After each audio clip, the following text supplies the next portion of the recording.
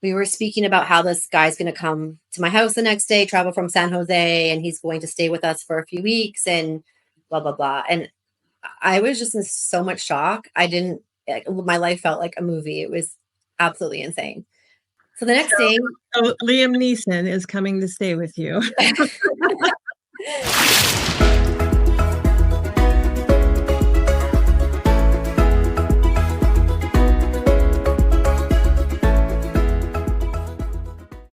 So I yelled for my daughter to look out the window, and she did, and she saw these guys coming up the property, and she just yelled. But I had her hold the flashlight and just let them. I wanted them to know that we saw them. I didn't want them to think they could catch us off guard. Right. And so I brought my other daughters upstairs, and I put my youngest one in my daughter's bathroom. That's basically all concrete. There's no windows. And my other daughters just stood at the windows with their flashlights, and they put an SOS out to our group in our neighborhood. I put the alarm on, like the actual siren, and then the home alarm. And so we had everything all ready to go. So they just put it into the group. And then within 7 minutes, we had 3 neighbors come with machetes and dogs. The people were probably long gone at this point, but we didn't know. We didn't know if they would be like hiding someplace or. Right. So everyone just kind of scanned the yard. And then my contractor friends came with like 10 guys, and then they did the same. And then 2 police trucks came. They did come within 20 minutes. Okay, so that was scary incident number 1. Yeah. And then there was a time when you had an out-of-country visitor that you weren't expecting. Yeah. All right. So when I moved here, that's what I was referring to about my link tree on my Instagram. It basically showed that I was in Costa Rica. And did he not know you were going? I don't know. I don't know how much he was paying attention to with keeping an eye on me, but I didn't really care as much once I was gone and I was here. Yeah, and it wasn't business at that point. So what happened though, right after that, is that he filed an immediate session, I guess, with the court to say that I've taken her to the country, and I need to go back to Canada. And so that was really annoying because it wasn't the truth. He failed to let the court know that he didn't let them know that he signed an agreement. So he failed to give pertinent information. And it cost me about a lot of stress, but 5 months time doing court online and Zoom from here to Canada to only have the outcome that Costa Rica's jurisdiction, I had every legal right to move. The case was dropped, and that was a huge success. But in that, what I learned was because I had full rights to move and the intention was to live here and we had all of our stuff here, this was considered jurisdiction. So in Canada no longer had jurisdiction on visitation access rights or anything to do with my child and the original agreement we signed. So, and then had we already filed for her residency also? Yeah, so everything was filed for. So as soon as we got here and I bought a house, we switched it from rentista to investors. And the reason why is because with rentista, you're automatically charged at 25, whatever it is, the monthly, I think it's $2,500 a month that you need to put into an account or to be able to have it's like a $60,000 investment for a year, or for 2 years. And I wasn't going to do that because what happens is when you do your CAHA payments, it's based on that amount. And that's a lot. Yeah. And a lot of people make that mistake. And so what I did was the investor's visa, and then I was able to present the rent from my container apartment as my income.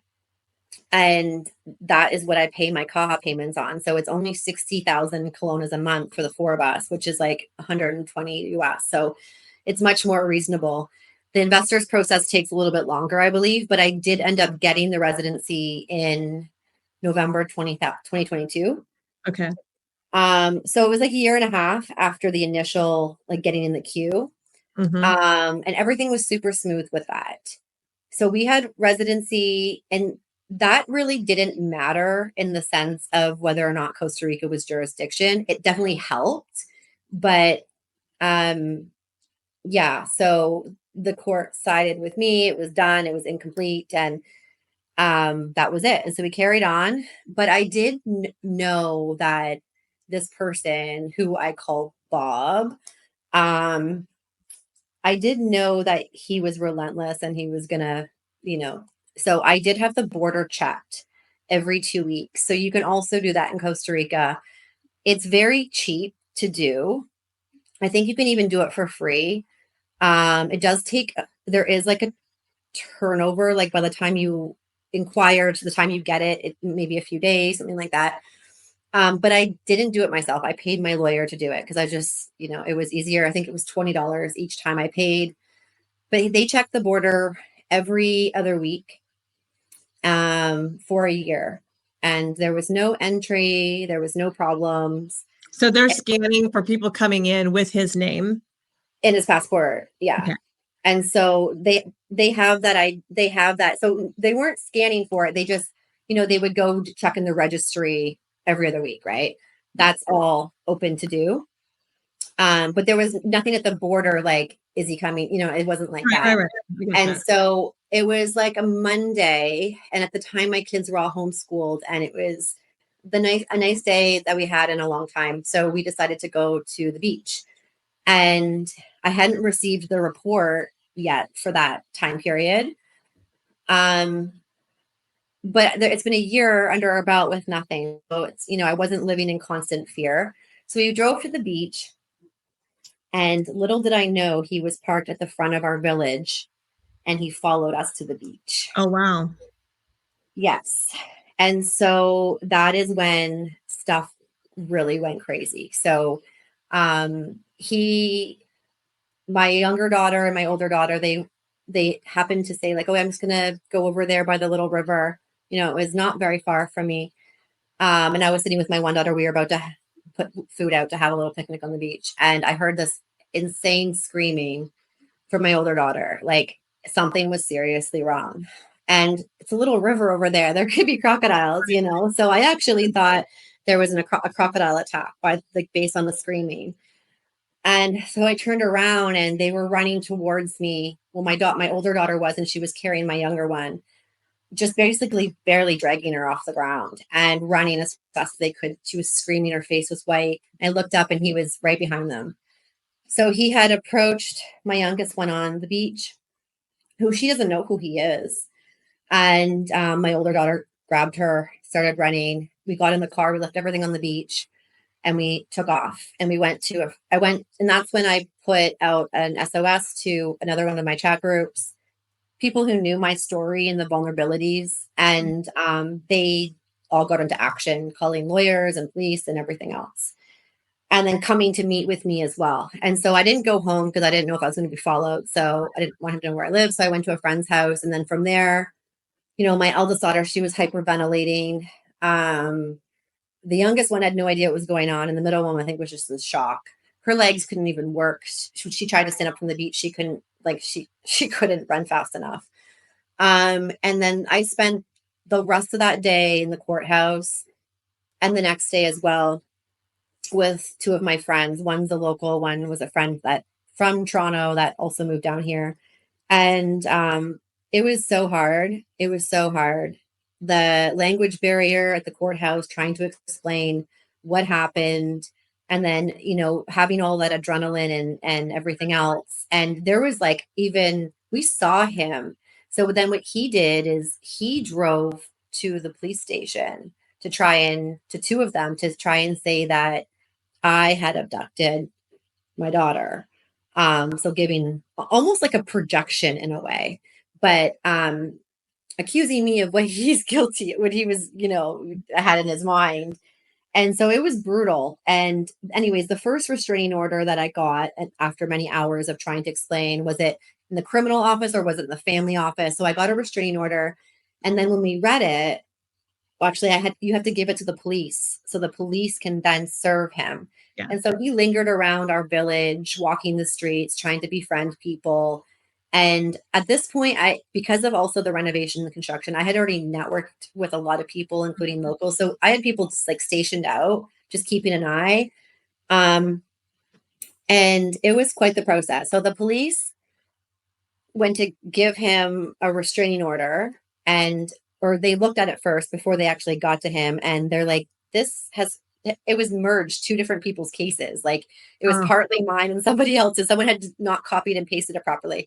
So I had to go back and do it again. And anyway, so he ended up getting served with the restraining order. And in fact, the police almost served somebody else who's pretty prominent in our village that has some similar characteristics. And they were just like the cars were right next. And happened though that one of my friends was nearby that knew what was going on. And he corrected the police and was like, no, it's that guy. It was like so crazy. So I wow. was at home just like getting all these messages and literally like feeling like I was in a movie. Like you Uh, couldn't even make this stuff up. It was crazy. And so I ended up getting in touch with this phenomenal litigation lawyer. Uh, and we hit it off right away. He jumped right onto the case. And we had a Zoom call that night. And he said, I want you to have a protection person come stay with you. He's also a private investigator. He's going to come around and do due diligence because this person, Bob, was still in our vicinity. right. He stayed here for about like at least 10 days. Wow. And so I could have stayed home and just hid out, but I also had to bait him in a little way. Otherwise, because if I stayed home, then we wouldn't be able to catch him. Right. Right. So it was so nerve wracking. I lost so much weight from that point forward. It was like my worst nightmare, like a reality. And yeah, he's just a wild card. Even though he's predictable, he's like predictably unpredictable too. And I knew it wasn't just like it wasn't nothing, but of course, so that night I talked on the Zoom call and my lawyer brought on this guy and I was like on the Zoom call with these two men and I'm like, what world am I living in? Like this is insane. We were speaking about how this guy's going to come to my house the next day, travel from San Jose, and he's going to stay with us for a few weeks and blah, blah, blah. And I was just in so much shock. My life felt like a movie. It was absolutely insane. So the next day, So Liam Neeson is coming to stay with you. yeah, it was like it was like a Brazilian El Salvadorian blend of like this macho man. So the next day he pulls up at my house in this massive truck all decked out and he comes over and shakes my hand and I didn't know who he was really outside of like this badass looking guy that I saw on a Zoom call last night with his like little white shirt on and his tan skin and his messy hair. And I was like, what is going on? So he was all put together and when I shook his hand, it was like no joke. It was like a rock. Yeah. But he was such a charming, sweet person. Yeah. And so he stayed with us for 2 weeks and he was doing all of his research, sending his guys all over and going around from business to business and gathering information and all of that. And so we stayed in contact, became very good friends. He wasn't actually even in this kind of role anymore. He owned the company, but my lawyer convinced him that he needed to go for this particular project. So now you have a sense of safety with Gerardo. Yeah. And so he stayed with you for 2 weeks. And during this time, did Bob leave? He did at the very end. And so he was spotted multiple times. It was really difficult to try and get him. Like there was like many cars that looked like his and all of that. So He was in a rental. he was in a rental car. It was really like I don't even know what you would describe it as, but it was a wild goose chase kind of thing. I think about like whenever they send decoys, right? They're all in the same car, and there's this same random white guy here, here, here, here. It's like, which one is it? Yeah, it was crazy. So but I did feel like a lot of peace, like it was being taken care of. I had the things in line that I needed to, like the restraining order and all of that. And so he did break the restraining order one day after he was served, but the police tried, they came and they tried to deal with it, but their higher ups didn't approve an arrest at this point. So it was like so close many times, but it was very difficult. And yeah, so that was like, how did he break it? oh, by being within, he was at a, a breakfast place like 300 meters from my house. And I went there one morning because that was a normal part of my life. And I pulled up and he was right there. And then I stupidly got and left right away because I didn't want that, but I should have probably just stayed.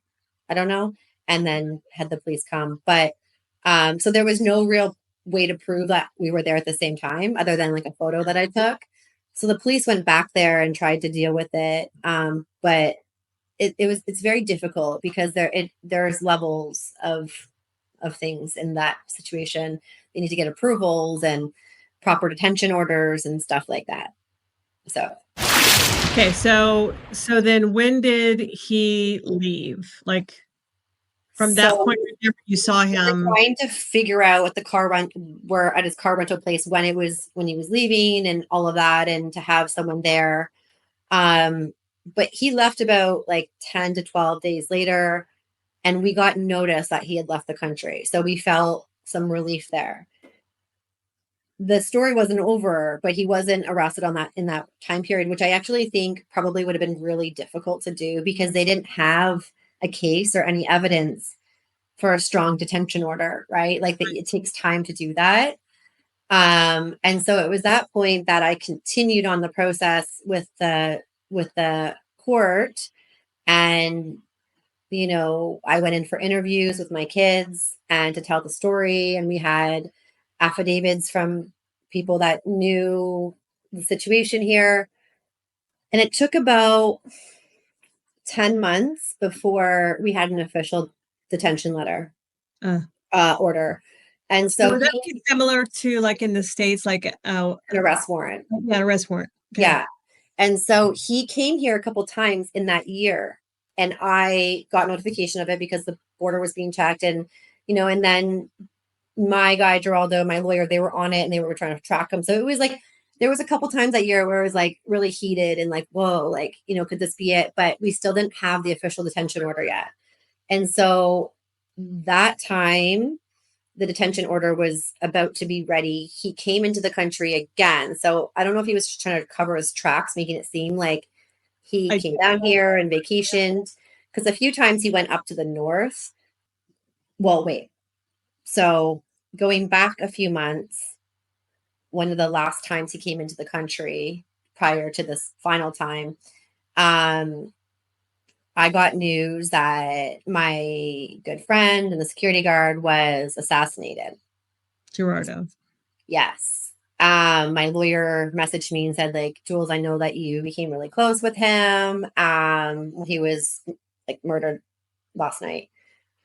And that was insane because him and I was with him the week prior in Escazú in his car, coming home. He picked me up from a dentist's office where I had some sedation. And that was the last time I saw him. I was like slightly sedated. And so right away, a wave of like, oh my gosh, like, are there ties to me somehow? Like, am I going to be in his phone and right. It's like the instant like worry of like, what is going on? Like, this is next level movie now. Like, right. I felt like I was in the Queen of the South or something. Like, it was crazy. And when, I told my daughter, she basically fell to the ground. They had become very close with him too, because he was like that father figure. We were just really, really good friends, but he was such a loving, caring, big teddy bear. Right. That masculine energy like is so needed for girls anyway. So like they will. Yeah. And he was the sweetest of them all. Like he's not that kind of guy that's like super confrontational and that would pick a fight. He's the kind of guy that would shake your hand and bless you and then, just basically relay the message that way, Right. Right. He knew everybody. He trained with the Guatemalan army and military, and he had connections for everything. So in that time, before he was assassinated, which was an attack, it was a planned assassination. He was in his truck in broad daylight in the middle of a nice neighborhood, and that was just like it was so much. Yeah. And has nothing to do with the fact that he was involved in the wrong kind of stuff, other than the fact that it was his job. Like Right. stuff he was involved with for his job. This is why it happened, because he knew too much. Right. So it wasn't, but here I am thinking, oh my gosh, like one of my good friends is involved in all of this stuff, which I knew Right. that is going to put a target on his back. So it was almost like it was another layer of protection, actually, with him not being in my life anymore either, because he was also a risk, right? Like I didn't feel like he was. I felt like he was more of a savior, but there was a risk involved there. Right. So we were devastated for a long time. And then I was like, oh my gosh, who's going to protect me now and who's going to support me? And so before that happened, he actually connected me with a lot of his friends in different businesses, everything Mhm. from mechanics to like home builders and just random people from San Jose that he's known for a long time. And so one guy was in security also, one guy was at the armory and different things. And so I messaged when Bob came back into the country that time, I messaged one of his good friends who stepped right up. He drove, 4 hours down to my house with one of his colleagues. And this was like another, like, it was almost like an agent, like I think he might have worked for the government at one point, and he did international security stuff. And, um, he was like, I'm here to support you in any way. He came down free of charge. And we've been friends since. It's not the same as, with Geraldo, but he takes care of me in the ways that make me feel like there's someone there. Right. So when Bob entered the country the last time, and my lawyer's also been like next level phenomenal. Like he's the greatest thing we can, he totally gets it. He gets it. He can WhatsApp me. It's great. I love it. So, um, and yeah, so when he came into the country the last time, my lawyer's like, get to the courthouse and make sure the detention order is done and ready. We need to get it to the airport. Right. So it was still so chaotic because the courthouse is never an easy thing to deal with. There's queues and there's processes, and like then again on top of all that, language barrier and all of it. So we were just like, get the order to the airport so he can be detained whenever he decides to leave. If we haven't missed him, maybe he's already left. Right. So I said, can you just contact the airport the morning that I was there? I said, can you just contact the airport and make sure that they have the detention order? So the lady goes back, she comes back out, and this man, and she says he's been detained. And I was literally like, oh my gosh. Yay. In that Finally. moment, literally in that moment. So the airport had it, the customs agents, they had the order, and he tried to leave that morning and he was detained. So he spent the rest of the day in jail, overnight in jail, and then took the truck from Liberia down here, which is not a small truck. Right. And then he had a court session to basically see if he was high risk, and whether or not he would have to stay in the country with like an ankle bracelet or some sort of like monitoring, Tracking or if device. he could go back to Canada. And so he basically told the court that he had a business partner here, and I think he said he had a house, that he's got ties here, so he's going to come back. He made up the business partner thing. He said he was like part of a tire business or something like that.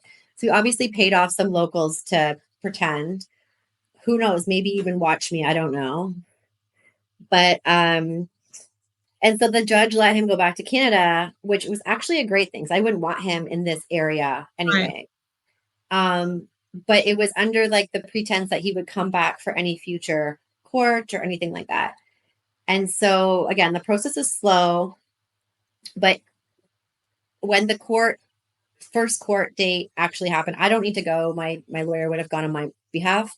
When he went, Bob hadn't shown up and he was in the country. When he went to go get served, they couldn't find him. There was no address that he lived at, and like they figured out it was all a lie.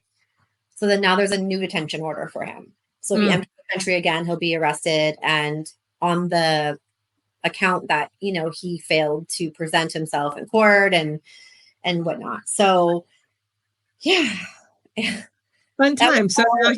now he's in Canada and probably afraid to even come back to this country. Well, I sure hope so, because the system here is, I would say it's a lot better here in many ways than it is in North America. You know, even with child support, for example, whole separate different topic, but it's illegal to not pay child support in this country. You know, and there's repercussions for this. Like repercussions for this. Like you're going to go to jail if you don't pay. You know, that's just how it is. And they also do have very strong anti-harassment laws here and sexual harassment. You'll see it in like all the stores that you go to. So typically, like women and children are protected here.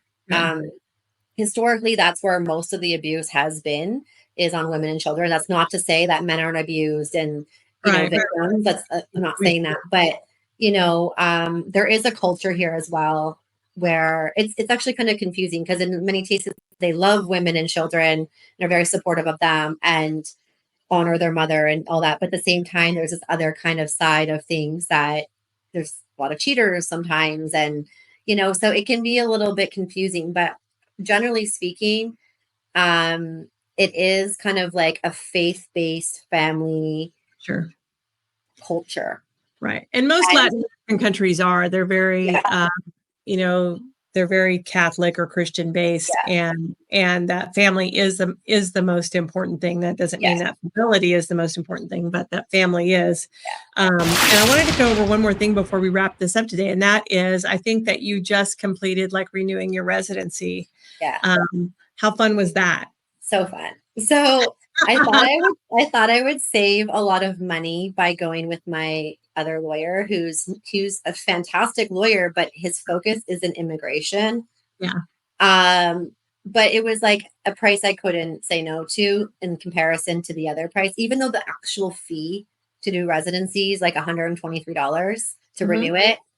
It can be a few $1,000s when you add up multiple people because of the legal process, right? Because of the lawyer. So pretty straightforward process. But what happened is that he gave me the number. Do you need an attorney to do that?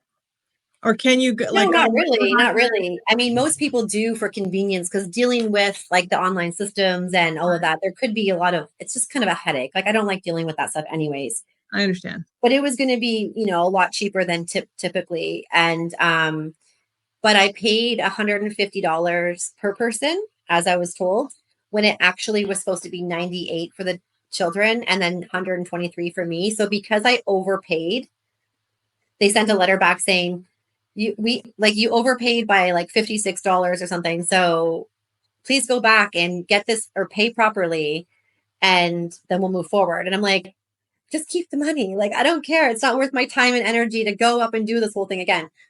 So I drive up to San Isidro, my kid's off school again. So we drive up there, we get in there, and he's like, we can't just make the difference in the payment because they owe me. You actually need to go pay at BCR again and then come back here, redo the process with like the photos and all that. And then you can maybe get a refund on your other stuff from the immigration office in the future. So it was just so exhausting. And funny enough, like last Saturday, I left my Canadian debit card in the debit machine. So I didn't have access to like that or the cash that I normally would. And that day when I was at the bank doing this, I only had, you know, like I didn't have a large amount of money on me and I didn't have access to a large amount, but I just made it. So I had to do the 98 times 3 and then mine 123. And I just made it with my different resources. And the lady at the bank was even shaking her head. She couldn't believe that they were turning down the application because they owed me $56 per person, basically. So that was a hassle. And the system, you can't check the online system right now because the tracking system's down until January. So we can't even check to see the status of the residency. So the girls, I got emails for my daughters to say that they were overpaid, but I didn't get one for mine. So I don't know the status of mine, but yeah, it's just one of those things, you know. Of course, then after I asked Chat GPT, I'm like, how much do I owe to for renew, and you know, all of that, and it gave me the correct information. So maybe ask before we go to the attorney. right. And this is what I'm saying, is that like sometimes it's very helpful. That's why the chat groups and the Facebook and all that can be very helpful, because you get outsiders experiences, but at the same time it can also be detrimental because you can also get false information that way For too. sure. So just having an alternative source. But yeah, so I mean, is it still worth it to save a few $1,000s? Sure. It wasn't as smooth as it could have been. But I kind of almost already expected that, because like that's the importance. And then, but you get what you pay for, right? Like, but I do know a lot of people that use an immigration lawyer that have spent anywhere from 4 to 20,000, depending on how big their family is, for them to be denied. And for various reasons, it could be because like a stamp wasn't done right, or, you know, so it's a very, very finicky situation. I'm just very grateful that I've had mine. And then back in 2022, when I got mine, they didn't tell me I had it. Like, I didn't know. The system didn't say it was at the post office. So it sat there for 2.5 months before I even knew it was ready. I just went there randomly. I'm like, is it here? And they're like, oh, yeah, we have it. I'm like, great. Yeah. So things are a little bit of an adventure, but. So I know that you have most of your stuff on lockdown for reasons, you know, of Bob and whatever, and everything else in your life, and that you're a single mom and you're protecting yourself. But like, if people want to reach out to you for assistance with that liaison service that you can offer, that middle piece that they, you know, so desperately need, but don't even know that they need it, how do they get a hold of you? Okay. So, I mean, I'm on Instagram. Okay. And then I also have my. And I'll put that handle in the show notes. Yeah. I also have a website with some information. Okay. And then I have my email as well. So it's the conscious concierge.com. And I'll put, like I said, I'll put all of these links in the show notes below. And then the Instagram is like something similar, but yeah, just put it below. But I have basically had to put myself out there a little bit, because what I realized is that I'm going to be watched no matter what. There's no hiding. Yeah. And I tried that for a period of time, but because there's more protection in place now, like I'm protected by the Costa Rican border, essentially, in the jurisdiction, I feel like I have to live my life again. Right. But I mean, I wasn't running from the situation at all, because of COVID. It changed me to my core. I just decided I wanted a different way of living, you know? And, you know, with land and chickens and sunshine and fruit trees and just simplicity, not, you know, driving a designer car or a luxury car and, you know, the fancy outfits and the like designer bags. Like, I was just so over that.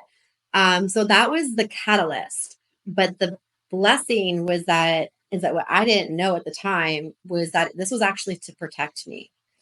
So the guidance that I got and the fact that I went with it, and I'm here in a foreign country on my own. And that's also why I've become so resourceful and like surviving and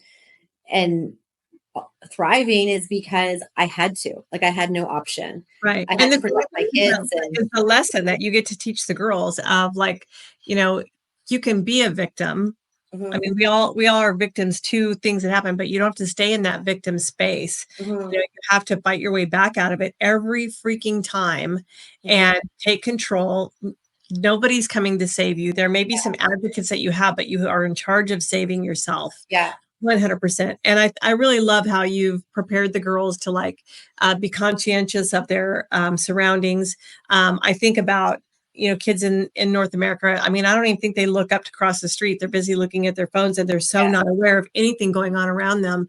And that's being instilled in them to be aware of their surroundings, because we are, as women, vulnerable. Yeah. You know, we can be vulnerable, or we can be in charge of what goes on around us. Yeah. And it's not about living in fear and paranoia either. But I mean, the world that we live in is a pretty empowering though. But it's empowering to be aware and be in control and be like, I'm cognizant of what's going on around me. That's empowering. It's not being fearful. Yeah, exactly. And so that's the way I live. And that is also in the regard of like making sure I have supplies for us, and I'm, with my generator at home, and just like all those little things that I know is a layer of protection or comfort where we can live with more peace.